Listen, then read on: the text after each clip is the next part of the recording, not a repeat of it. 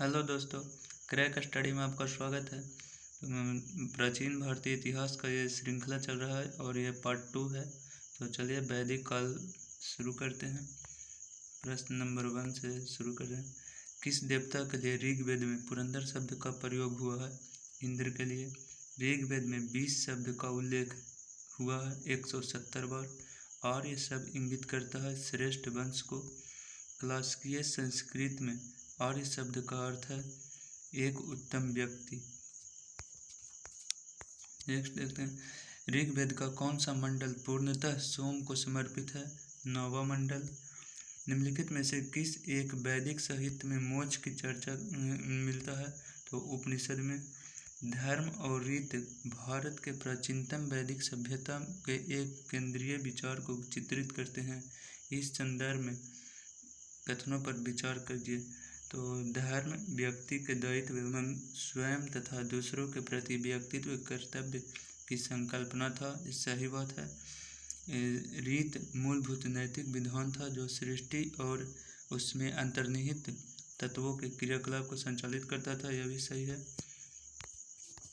Next देखें, प्राचीन भारत में निशाका के नाम से जाने जाते थे, तो स्वर्णाभूषण को निशाका कहा जाता था। निम्न में किस नदी के ऋग्वेद में माते तमा, देवी तमा एवं नदी तमा से संबोधित किया गया है? तो सरस्वती नदी को।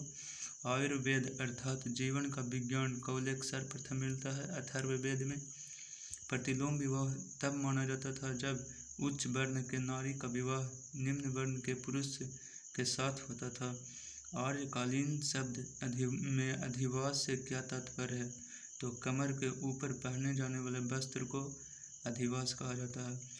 जीविकापार्जन हेतु वेद वेदांत पढ़ने वाले अध्यापक को क्या कहा जाता था? तो उपाध्याय कहा जाता था। महाभारत मूलतः किस रूप में जानी जाती है? तो जय संहिता। पुराणों की संख्या कितनी है? 18। 800 से 600 ईसा पूर्व का काल किस युग से जुड़ा हुआ है? ब्राह्मण युग से। ऋग्वेद की मूल लिपि थी ब्राह्मी। निम्नलिखित में वैदिक देवताओं में से किसे उनका पुरोहित माना जाता है? तो बृहस्पति को। भारत के किस स्थल की खुदाई से लौह धातु के प्रचलन का प्राचीनतम प्रमाण मिले हैं? तो अतरंजी खेड़ा। सबसे पुराना वेद कौन सा है? ऋग्वेद। निम्न में कौन सी स्मृति प्राचीनतम है? मनुस्मृति। किस वेद में सभा को नारिष्ट कहा गया है? तो अथर्ववेद में सभा को नारिष्ट कहा गया है। नेक्स्ट देखते हैं, मिलान करना है। ऋग्वेद में कौन सा ब्राह्मण है, ऐसे मिलान करना? तो ऋग्वेद में ऐतरेय ब्राह्मण, सामवेद में पंचविश ब्राह्मण है, अथर्ववेद में गोपथ ब्राह्मण है और यजुर्वेद में शतपथ ब्राह्मण है। त्रय नाम है 3 वेदों का। निम्नलिखित में से कौन सा प्रथा चतुस्तर वेदोत्तर काल में प्रचलित हुई थी? तो ब्रह्मचर्य, गृहस्थाश्रम, वानप्रस्थ एवं उसके बाद संन्यास। याग संबंधी विधि विधानों का पता चलता है यजुर्वेद से। ऋग्वेद में उल्लिखित याव शब्द किस कृषि उत्पाद के लिए प्रयुक्त किया गया है? तो जौ के लिए। जिस ग्रंथ में पुरुष मेघ का उल्लेख है वह है शतपथ ब्राह्मण। ऋग्वेद में सर्वाधिक संख्या में मंत्र संबंधित है अग्नि से। ऋग्वैदिक काल के प्रारंभ में निम्न में से किस महत्वपूर्ण मूल्यवान संपत्ति समझा जाता था? तो गाय को मूल्यवान संपत्ति समझा जाता था। प्राचीनतम विवाह संस्कार का वर्णन करने वाला विवाह सूक्त किसमें पाया जाता है? ऋग्वेद में। भारतीय संस्कृति का उद्गम किसमें खोजा जा सकता है? सामवेद की संहिता में। संस्कारों की कुल संख्या है 16। निम्न से किसे ऋग्वेद में युद्ध देवता समझा जाता था? तो युद्ध का देवता अग्नि को, इंद्र को कहा जाता था। हिंदू पौराणिक कथा के अनुसार समुद्र का मंथन हेतु किस सर्प ने रस्सी के रूप में स्वयं को प्रस्तुत किया? तो शेषनाग ने। वैदिक युगीन सभा थी मंत्रिपरिषद। 14वीं शताब्दी ईस्वी पूर्व का एक अभिलेख जिसमें वैदिक देवताओं का वर्णन प्राप्त हुआ है बोगज कोई से। प्राचीन काल में आर्यों के जीविकापार्जन का मुख्य साधन था शिकार। मिलान करना है। कुंभा नदी का आधुनिक नाम है रावी। कुंभा नदी का आधुनिक नाम है काबुल। परुस्नी नदी का आधुनिक नाम है रावी। सदानीरा नदी का आधुनिक नाम है गंडक। सतुद्री नदी का आधुनिक नाम है सतलज। निम्नलिखित में किसका संकलन ऋग्वेद पर आधारित है? सामवेद का। उत्तर वैदिक काल जाना जाता है 1000 ईस्वी पूर्व से 600 ईस्वी पूर्व। शुल्ब सूत्र किस विषय से संबंधित है? ज्यामिति। गोपद ब्राह्मण संबंधित है अथर्ववेद से। सुमेलित करना अथर्ववेद में औषधियों से संबंधित है। ऋग्वेद ईश्वर की महिमा से संबंधित है। यजुर्वेद बलिदान विधि से संबंधित है। सामवेद संगीत से संबंधित है। नेक्स्ट देखिए, उपनिषद का मुख्य विषय है दर्शन। निम्नलिखित में से वैदिक साहित्य का सही क्रम कौन सा है? तो सबसे पहले वैदिक साहित्य है ब्राह्मण, आरण्यक और अंतिम में उपनिषद आया था। प्राचीन भारतीय समाज के प्रसंग में निम्नलिखित में से शब्दों में कौन सा शेष 3 के वर्ग नहीं है? तो कोष वर्ग नहीं है। गायत्री मंत्र की रचना की थी विश्वामित्र ने। निम्नलिखित में से पूर्व वैदिक आर्यों का सर्वाधिक लोकप्रिय देवता कौन थे? इंद्र। वैदिक काल में किस जानवर को अग्रगण्य माना गया है? तो गाय को। कौन से 3 वेद संयुक्त रूप से त्रयी या वेद त्रयी कहलाते हैं? ऋग्वेद, यजुर्वेद और सामवेद। ऋग्वेद आर्य पशुचारी लोग थे, इस तथ्य की पुष्टि मिलती है। तो ऋग्वेद में गाय के अनेक संदर्भ हैं।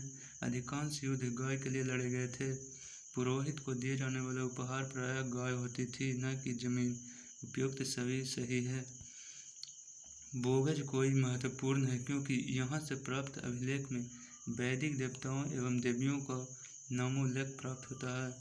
वर्ण व्यवस्था के संबंधित पुरुष सूक्त मूलतः पाया जाता है ऋग्वेद में।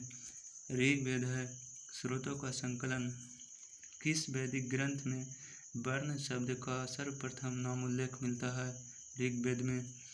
वैदिक नदी कुंभा का स्थान कहाँ निर्धारित होना चाहिए?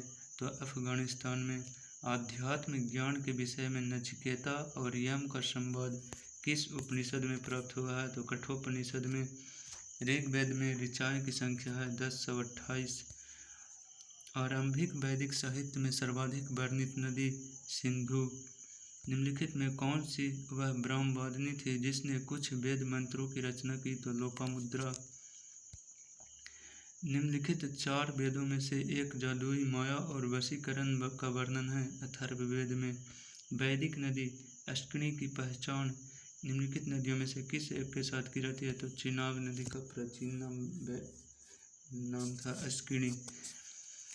ऋग्वैदिक काल में निष्क शब्द का प्रयोग एक आभूषण के लिए होता था, किंतु परवर्ती काल में उसका प्रयोग किस अर्थ में होता है? तो सिक्का के अर्थ में होता है। ऋग्वैदिक में निम्नलिखित किस नदियों का उल्लेख अफगानिस्तान के साथ आर्यों के संबंध में एक सूचक है? तो कुंभा या उसी को क्रमु कहा जाता है। मिलान करें। ऋग्वेद में स्रोत एवं प्रार्थनाएं हैं। यजुर्वेद स्रोत एवं कर्मकांड हैं। सामवेद में संगीतमय स्रोत हैं। अथर्ववेद में तंत्र मंत्र एवं वशीकरण है। ऋग्वेद संहिता का 9वां मंडल पूर्णतः किसको समर्पित है? तो सोम और इस पे प्रणामकृत देवता के। उपनिषद काल के राजा अश्वपति शासक थे कैकेयी के।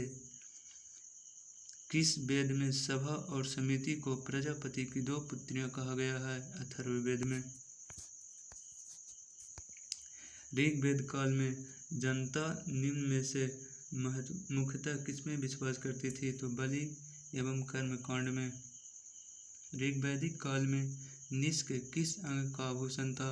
गला का। वैदिक युग में प्रचलित लोकप्रिय शासन प्रणाली थी वंश परंपरागत राजतंत्र। सर्ग, प्रतिसर्ग, वंश, मनवंतर और वंशानुचरित्र संकेतक हैं पुराणों के। अवेस्ता और ऋग्वेद में समानता है। अवेस्ता किस क्षेत्र से संबंधित है? ईरान से। ऋग्वैदिक धर्म था बहुदेववादी। उस जनजाति का नाम बताएं जो ऋग्वैदिक आर्यों के पंचजन से संबंधित नहीं है? तो कीकट। निम्नलिखित अभिलेखों में कौन सा ईरान से भारत में आर्यों के आने की सूचना देता है? बोगज कोई। गोत्र शब्द का प्रयोग सर्वप्रथम हुआ था ऋग्वेद में। निम्नलिखित में से किसने आर्यों के आदि देश के बारे में लिखा है? बाल गंगाधर तिलक। श्रीमद् भागवत गीता मौलिक रूप से किस भाषा में लिखी गई है? संस्कृत भाषा में। उत्तर वैदिक काल में निम्नलिखित में किनको आर्य संस्कृति का धूर समझा जाता था? अंग एवं मगध को। पूर्व वैदिक आर्यों का प्रमुख धर्म था प्राकृतिक पूजा और यज्ञ। सर्वाधिक ऋग वैदिक सूक्त समर्पित है इंद्र को। ऋग वेद में उल्लिखित प्रसिद्ध 10 राजाओं का युद्ध किस नदी के किनारे लड़ा गया है? परुष्णी नदी के किनारे।